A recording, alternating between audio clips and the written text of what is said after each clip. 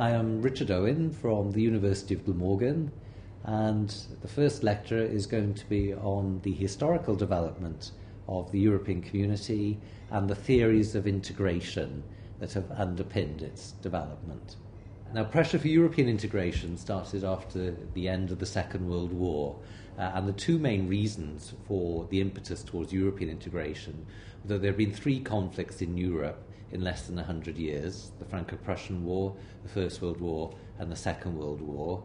And there was a strong upswell of opinion wanting to prevent further conflict in Europe, and also fears of Soviet expansionism, and that made Western Europe act more cohesively.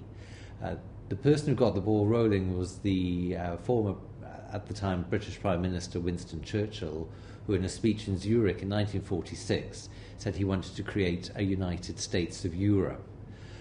Now, in the late 1940s, opinion was very much divided between those who wanted to take an intergovernmentalist direction and those who wanted to take a more federalist direction. Now, intergovernmentalist international organisations do not involve any transfer of sovereignty to the international organisation. The other major characteristics of an intergovernmentalist organisation would be that it has a weak secretariat, and also that its decisions are implemented by national governments. A federalist organisation would involve political and economic union. Now, the first attempt at European integration was the formation of the Council of Europe, which still exists but is not part of the European Union. Although the European Union members belong to the Council of Europe, other member states belong to that as well. The Council of Europe was set up in 1949, and it was very much an intergovernmentalist organisation. Now, the next significant development was the 9th of May 1950, when we had the so-called Schumann Plan, or the Schumann Declaration.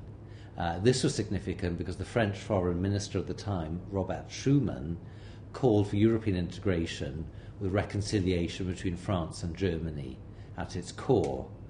The political significance of this was that after the Second World War, the erstwhile allies, the United States, United Kingdom on the one hand, and France on the other, took a very different view as to their policy towards Germany. The UK and the US wished to rebuild Germany and keep a strong country at the centre of Europe as a bulwark against Soviet expansionism, whereas French foreign policy was designed between 1945 and 1950 to keep Germany weak, to prevent further attack from Germany. Now, the Schumann Plan represented a U-turn in French foreign policy, and Robert Schumann said that the coal and steel industries of Europe should be put under European control, starting with France and Germany, but that other countries could participate as well.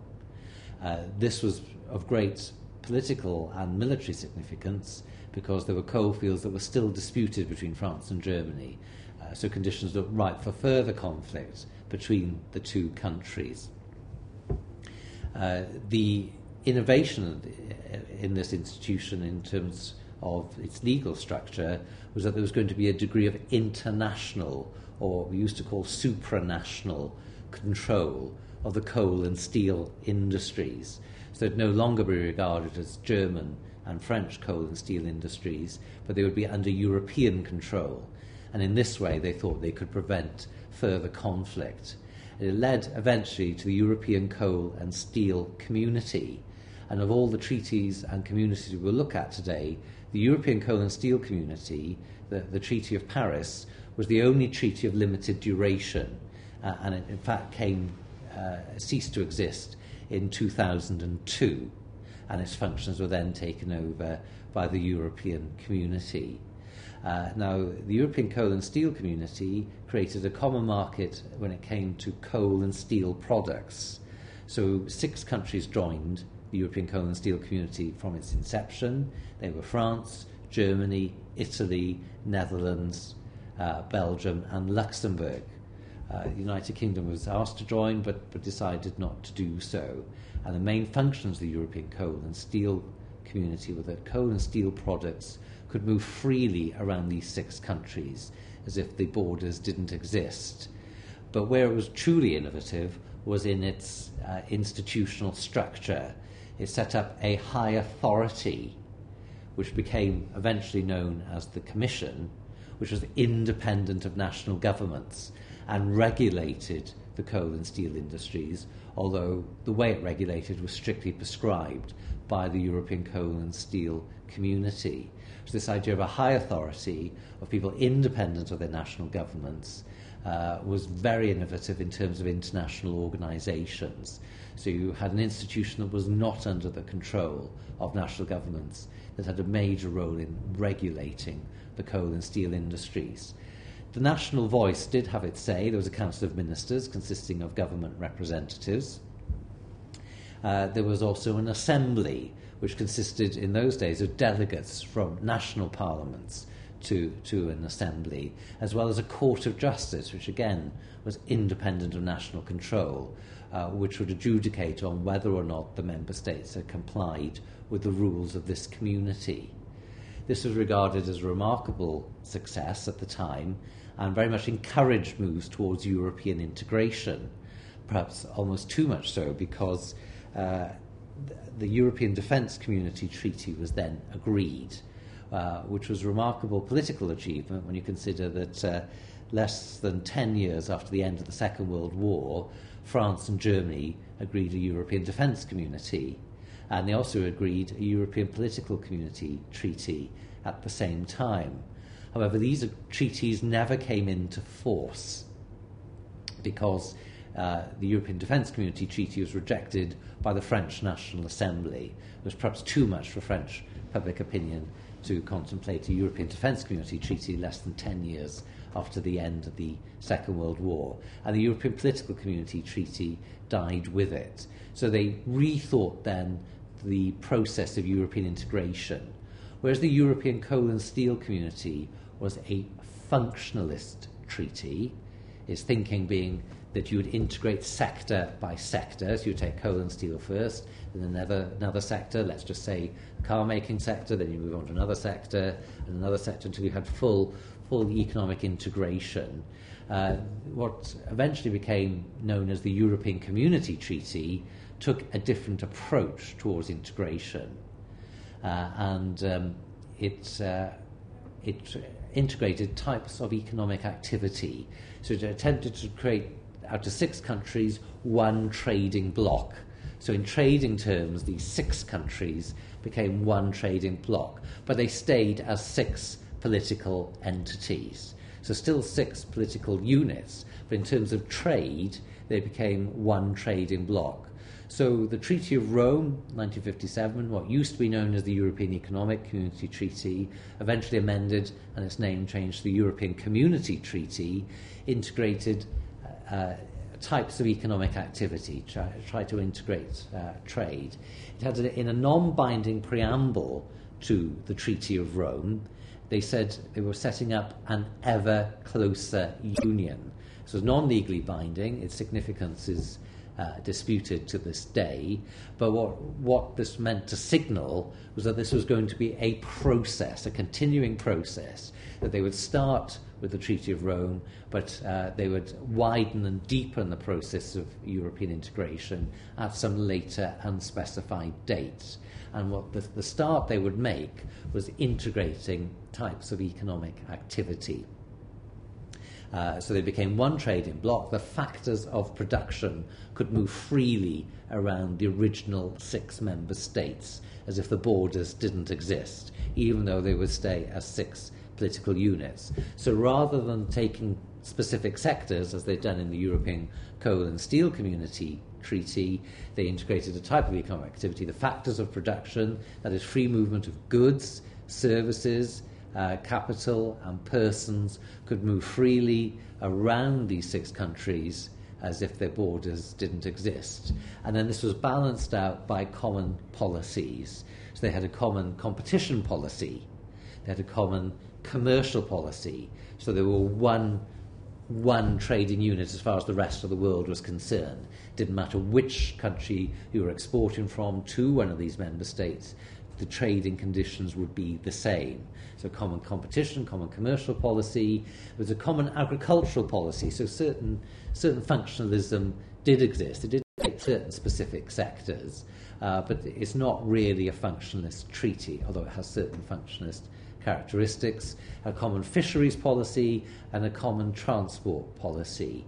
And the Treaty of Rome is what we call a neo-functionalist treaty. Whereas the European Coal and Steel Community was a functionalist treaty, it took a sector, and the idea is that that would spill over into integration in another sector, that would spill over into integration in another sector, into full integration. The Treaty of Rome also had this idea of spillover. It also was predicated on the idea of spillover. At some later date, you would widen and deepen the process of integration, but certain things were meant for integration in 1957, when the Treaty of Rome was passed. Other things were very much left to a later date.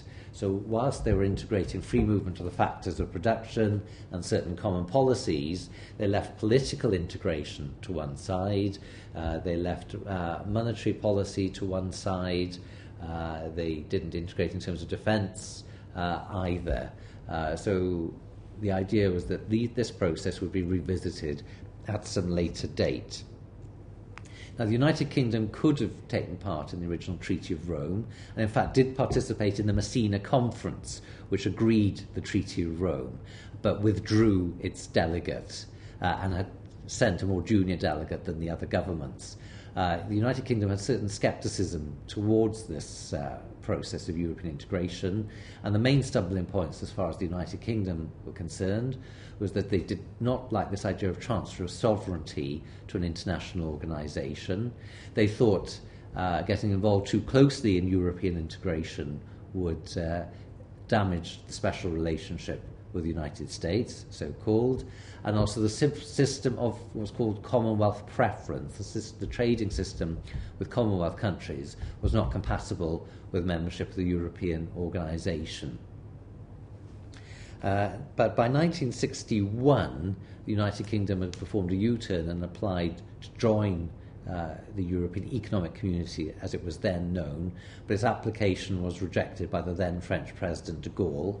It reapplied in 1967, and again its application was rejected by the same French President de Gaulle. But by 1970, we have a change of British government. The Heath administration had taken over in the United Kingdom. There was also a change of French president, President Pompidou. Prime Minister Heath was prepared to be less sentimental in his relationship with the United States. He was prepared to abandon the system of Commonwealth preference, and this eventually led to the first enlargement of the European Union, which is now known as the European Union, in 1973, when the United Kingdom and also the Republic of Ireland and Denmark joined. We then go on to 1981 before we have a further enlargement when Greece joined, and in 1985 we have the only example of a member state leaving the European community, and that is Greenland, which is a self-governing colony of Denmark, which withdrew in 1985 because the common fisheries policy was not regarded as being in Greenland's interests. Greenland being very dependent on fishing. Now, in 1986, we get the first amendment to the Treaty of Rome, and that's in the form of the Single European Act. And here, I'll discuss this in detail in a later lecture, but here we have the first widening and deepening of the process of European integration.